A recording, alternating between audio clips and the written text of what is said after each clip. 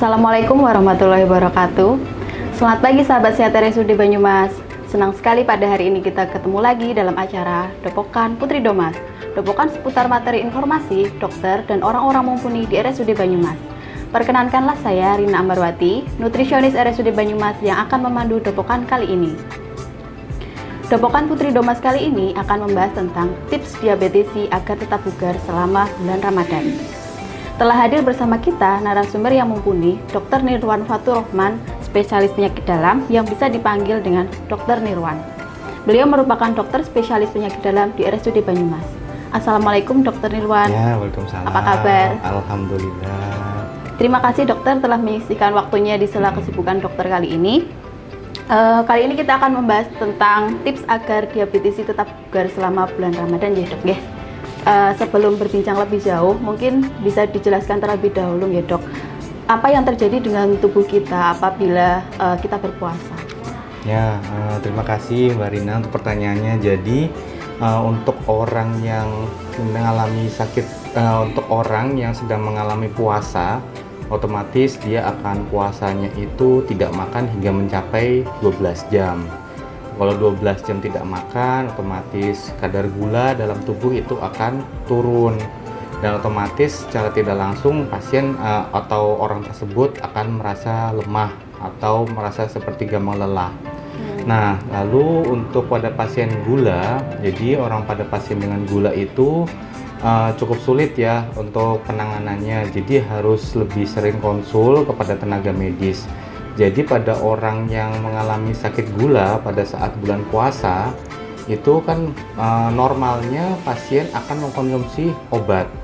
Nah, akan tetapi kondisi tubuhnya sedang tidak makan sehingga tidak ada asupan kalori, sehingga nanti akan sering ditemukan di masyarakat kalau misalnya dia akan takut untuk konsumsi obat dikarenakan takut gulanya rendah.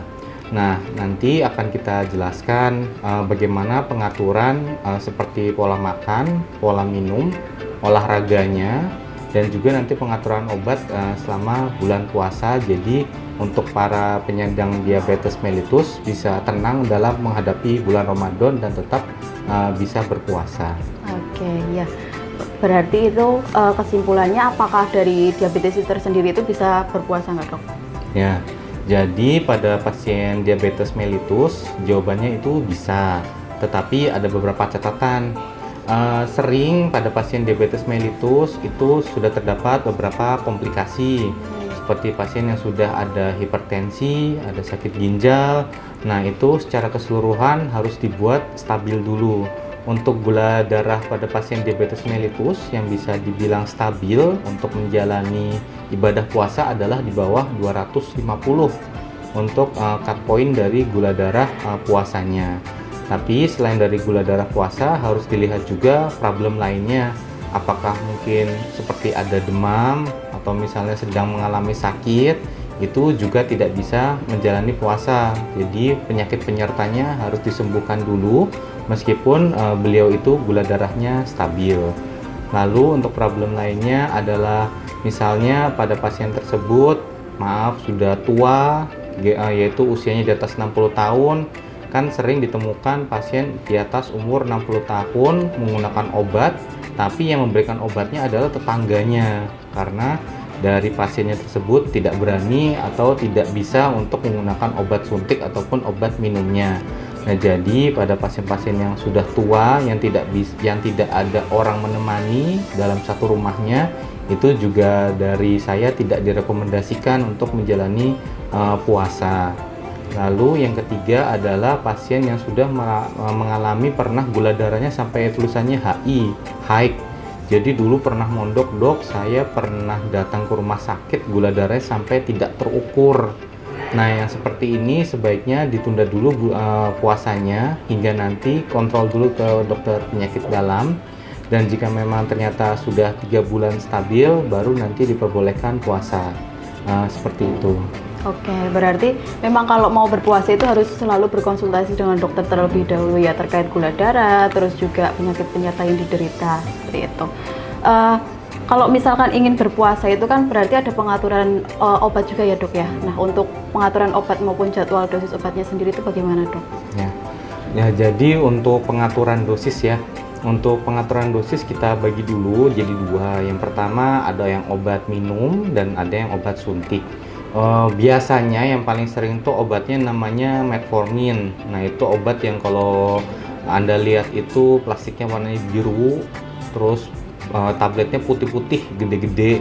Biasanya dia diminumnya setelah makan sehari 3 kali. Nah untuk obat yang tersebut itu tidak ada pengurangan dosis, jadi nanti diminumnya misalnya sehari 2 kali, maka nanti saat sahur dan buka puasa. Tapi jika ternyata minumnya sehari 3 kali, maka nanti obatnya itu bisa ditumpuk, yang duanya adalah diminum pada saat berbuka puasa. Lalu selanjutnya ada lagi obat yang cukup sering, namanya itu Glimepirid. Nah untuk yang Glimepirid ini biasanya sering kita temukan obatnya itu kecil, putih, dan diminumnya biasanya disuruh saat sebelum makan. Nah untuk obat ini jika memang dosisnya hanya pemberian 1 kali, itu nanti tidak ada penyesuaian dosisnya. Akan tetapi jika nanti ternyata dosis yang diberikannya adalah 2 kali, maka nanti obatnya yang saat sahur diminumnya hanya setengah saja, tapi nanti pada saat berbuka puasa diminumnya tetap 1. Lalu selanjutnya ada obat-obat lain yang tapi sebenarnya cukup jarang, tapi jika Anda mengkonsumsi, yaitu obatnya namanya pioglitazone, atau ada lagi obat DPP-4 yang namanya seperti sering tuh Trajenta. Nah untuk obat-obat tersebut tidak ada penyesuaian dosisnya. Lalu selanjutnya untuk insulin, jadi di insulin itu ada 2 macam, yaitu insulin jangka pendek, jangka panjang, dan insulin campuran. Kalau yang untuk insulin jangka pendek itu namanya biasanya Novorapid. Biasanya kalau kita lihat itu pennya warna biru, tapi ujung dari tekanannya itu warnanya oranye. Nah yang obat seperti ini nanti sebaiknya disuntiknya itu nanti saat sahur dan saat berbuka puasa. Nah untuk dosisnya sendiri nanti dikurangi bisa mencapai 25 hingga 50%. Nanti sebaiknya dimulainya dari dosis yang setengah dulu saja secara bertahap. Nanti jika ingin penyesuaiannya maka dicek gula darah 2 jam setelah makan dan setelah disuntik insulin. Jika sudah dicek GD2 PP nya dan ternyata masih tinggi, maka nanti dosis insulinnya bisa perlahan-lahan dinaikkan ke dosis semula. Jadi pertamanya 50% dari dosis awal. Misalnya disuntiknya 10-10-10. Nah maka nanti disuntiknya pada saat sahur dicoba dulu saja 5. Nah nanti jika ternyata sudah dicek gula darah 2 jam pos makannya kok ternyata masih di atas 200, maka nanti bisa coba dinaikkan sedikit-sedikit dari 5 menjadi 7. Nah nanti jika ternyata sampai dosis optimal sebelum puasa itu gulanya stabil, maka memang sudah bisa menggunakan dosis normal pada pasien sebelum mengalami bulan puasa.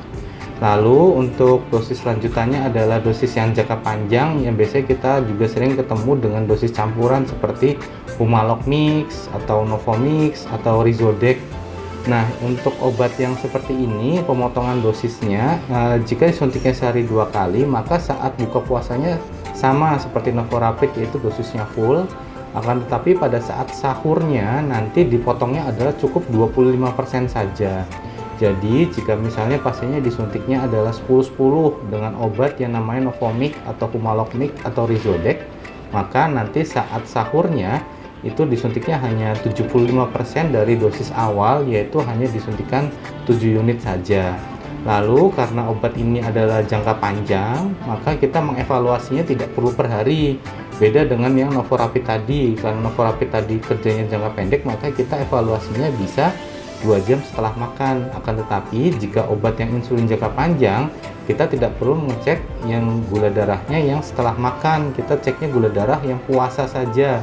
Jadi gula darah puasa itu adalah gula darah yang 8 jam itu tanpa ada konsumsi makanan. Nah nanti untuk orang yang menggunakan seperti Humalog Mix, seperti Novomix dan Rizodex, maka itu pengecekan gulanya cukup per 3 hari saja. Nanti jika per 3 hari kok ternyata gula darah puasanya masih tinggi, baru nanti dinaikkan secara perlahan-lahan ya, seperti itu. Oke, terima kasih dokter. Kemudian kalau misalkan obat itu kan apabila pas dikonsumsinya sahur gitu dok, itu harus ada jeda waktu nggak antara makan dan minum obatnya. Kan obat sendiri kan tujuannya untuk memperlambat naiknya gula darah ya. Apakah ada jeda waktu konsumsinya? Ya, untuk jeda waktu konsumsinya nanti masih sama seperti sebelum bulan puasa. Jadi seperti glimepiride tetap sebelum makan, lalu saat akar bose itu nanti saat di suapan pertama, dan metformin nanti setelah konsumsi makannya selesai. Untuk penggunaan jeda waktunya masih sama seperti pada saat sebelum bulan puasa. Oke, seperti itu. Kemudian tips agar lancar berpuasa selama bulan Ramadan, mungkin bisa dijelaskan sedikit dok terkait mungkin pola makan atau aktivitas fisik yang harus dijalani. Ya, untuk pola makan dulu ya. Jadi untuk pola makan itu prinsipnya adalah jadi pengobatan gula, pemberian porsi makan itu sebenarnya tidak bisa dipukul rata. Jadi seperti pasien umur 40 tahun, 50 tahun, dan 60 tahun, berat badannya mungkin beda-beda, 40, 50, 60 kg, itu semuanya berbeda. Nanti sebaiknya juga sebelum bulan puasa sudah berkonsultasi juga dengan ahli gizinya, bagaimana pola menu makanan yang bisa dikonsumsi pada pasien diabetes mellitus. Secara umum itu jumlah porsinya adalah pada saat berbuka puasa itu adalah 60% dari total kalori atau total makanan yang dimakan pada saat sebelum berpuasa. Lalu pada saat sahur adalah 40%-nya, dan saat setelah selesai tarawih adalah 10%-nya. Akan tetapi memang terkadang-kadang kan pasien ada yang, dok, jika saya berbuka puasa tidak bisa langsung banyak karena saya ada riwayat sakit lambung juga gitu. Ya sudah, nggak apa-apa, sebisanya saja, mungkin hanya 20% dan 30%. Nah, nanti sisa dari per 100%-nya itu dimakan saat selesai tarawih. Jadi pada pasien yang sudah diabetes mellitus disarankan makannya itu tetap sehari 3 kali.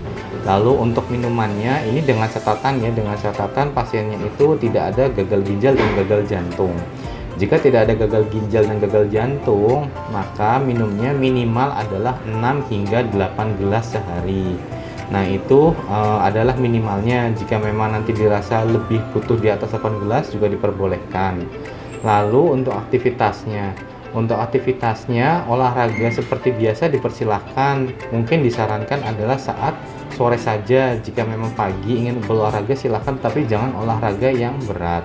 Untuk olahraga yang berat sendiri sebenarnya disarankannya adalah setelah tarawih. Tapi jika memang setelah tarawih tidak ingin olahraga, ya baiknya di sore hari saja. Lalu untuk olahraga yang berat seperti mungkin biasanya suka main badminton atau tenis, nah itu disarankan jika memang gula darahnya sudah di bawah 250. Jika gula darahnya belum mencapai di angka di bawah 250, untuk olahraga berat pada pasien diabetes mellitus masih belum disarankan. Oke, terima kasih. Sahabat sehat RSUD Banyumas, mengingat lagi untuk pola makan tadi ya dok ya. Jadi kalau pola makan memang harus dipertimbangkan dengan berat badan. Jadi proporsi tubuh dari uraian tadi dokter. Diabetes ini memang harus berkonsultasi dulu dengan nutrisionis ya dok ya. Jadi rata-rata untuk konsumsi pola makan sehari kalorinya itu sekitar 1.500 sampai 1.700, yang itu dibagi untuk menjadi pola makan di misalnya di waktu sahur, dan nanti 60%-nya di waktu pas berbuka puasa. Dan mengingat lagi kalau misalkan ada pasien yang mengidap ada MAH gitu, mungkin makannya harus bertahap. Dan untuk makannya sendiri tetap untuk sahabat sehat RSUD Banyumas dan diabetesi itu harus sesuai prinsip seimbang ya. Jadi tidak membatasi jenis makanan tertentu, yang harus tetap konsumsi nasi, terus harus menggunakan lauk pauk dan menggunakan sayuran juga. Untuk aktivitas fisik sehari-hari tadi sudah dijelaskan sama dokter mengenai aktivitas itu tidak boleh berat selama berpuasa.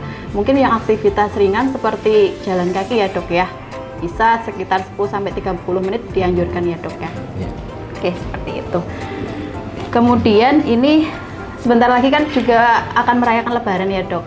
Untuk pas lebaran pasti akan identik dengan makanan manis, minuman manis, terus juga makanan berat.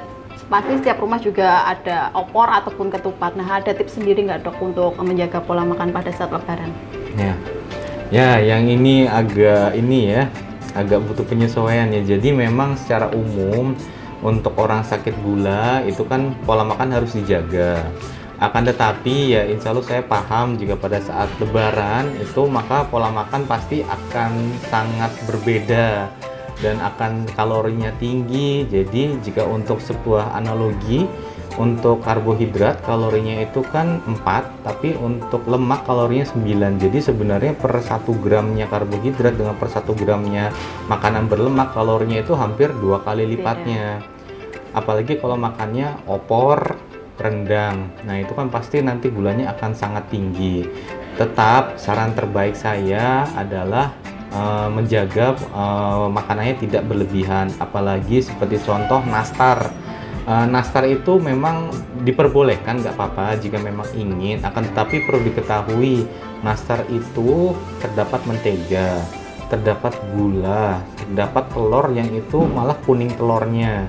Sedangkan di telur itu yang bagus tuh justru malah yang putihnya, karena putihnya protein dan kuningnya itu yang kandungan lemaknya.